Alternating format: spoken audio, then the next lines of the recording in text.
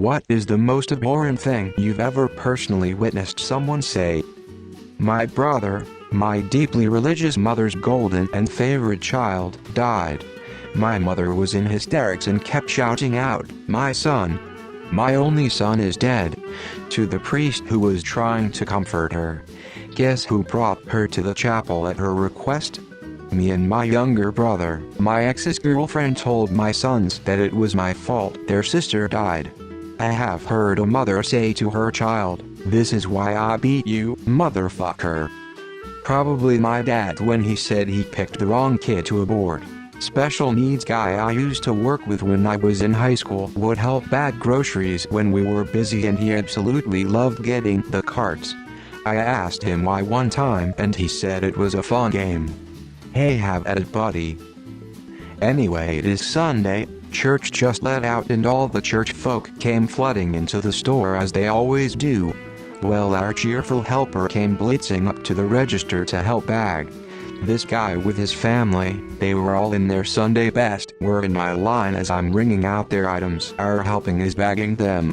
As what we always said was to put the eggs at the bottom of the bag and put the loaf of bread on top of them since they are fragile. Our helper always did that. Well, apparently that is not how this guy wanted them. Now a normal rational individual would have said something along the lines of, "Can I have them in separate bags?" Not this dickhead. He snapped and screamed at our helping, and in front of everyone yelled, "Why would you put the bread on top of the eggs? What are you *******ed?" Our helper, obviously upset because someone screamed at him, ran off. I was fuming, looked this dude dead in the eyes and told him he can leave. I canceled his order. One of the stock guys happily put everything back. This dude starts going off on me for canceling his order. Our manager who approved the cancel request called the cops, who were there pretty quickly in this small town. Now at this point myself, our stocking manager, and another stocker went to find our helper. We found him back by the freezer curled out with his aide trying to help calm him down. We all informed him the guy was dealt with and let's go get him something to drink and a snack. His request was an ice cream cone and a blue Gatorade. Not a thrilling combo in my mind, but hey, if that's what he wants, we sure as hell got it for him. I later found out that our manager asked for all their names and put them into the corporate system with their faces from the security camera to be banned from this grocery chain for life. There are about 200 stores in multiple states, so this dude really fucked up. Don't really care because he was way out of line. Moral of the story, folks, don't be a dick. Those in retail may not be able to snap at you, but they can cancel your order and tell you to leave. You're not good looking enough to have been sexually assaulted. My grandmother told me she was glad my dad died so she didn't have to pay for his medicine anymore. My uncle's drunk second wife told me, "You know, Hitler had the right idea, just the wrong race." We weren't close.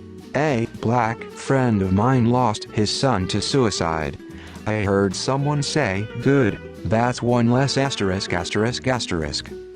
Don't tell the police because this kind of thing will impact his reputation and have huge consequences for the rest of his life. A rape victim who shared details of the assault for the first time. I, adoptee, was once having a conversation with my neighbors, we'll call them Jack and Jill, out by the mailboxes. They were having fertility issues at the time and were seeking some advice as well as looking for a sympathetic ear. Other neighbor, we'll call her Karen, walks up and just kind of inserts herself into the conversation.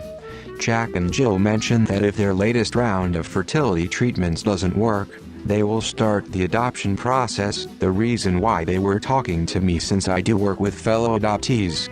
Karen just shouts out, "Don't do that, that's disgusting. You should keep trying for a real baby." Cool. Someone from my dad's church told my dad that his brother didn't go to heaven because he had killed himself. The same person also knew that my dad was the one who found his brother dead and had to call the cops and clean up the mess. I don't know what prompted this man to say this, but I will never forget it. I don't care that you broke your elbow. Didn't do nothing wrong. In the Bible they took women when they got their first periods. A bunch of local boys asked me to come with them to chase a pedophile out of town. He was a church youth minister. Your brother wouldn't be dead if he had still believed in God. My mom, about my brother, who was killed by a man who did fentanyl and meth and then decided to drive on the freeway the wrong way. If he actually assaulted you, you must have done something to provoke him. You should know better. I was 11 and my mother called him her brother. He and his wife let us live with them, so she let him SA me, because where else could we go? When I brought it back up at 16, she beat me for lying and making her look bad, then grounded me, pretty much locked me in the house unless I was at school for 6 months. My mom to me at 17 years old when I told her I was suicidal and really depressed. You were a mistake, I shouldn't have had you. My ex wasn't the biggest fan of my old roommate. Out of nowhere she said, she's the type of girl who gets raped. I broke up with her soon afterwards. My own mother. When Roe v. Wade was decided, she said she wished it was passed 13 years prior. I was 12. When my parents were showing off my older brother's prom pics, one of our neighbors said about his date that she wouldn't be half bad if you cut her head off. This was a man in his 60s talking about a teenage girl.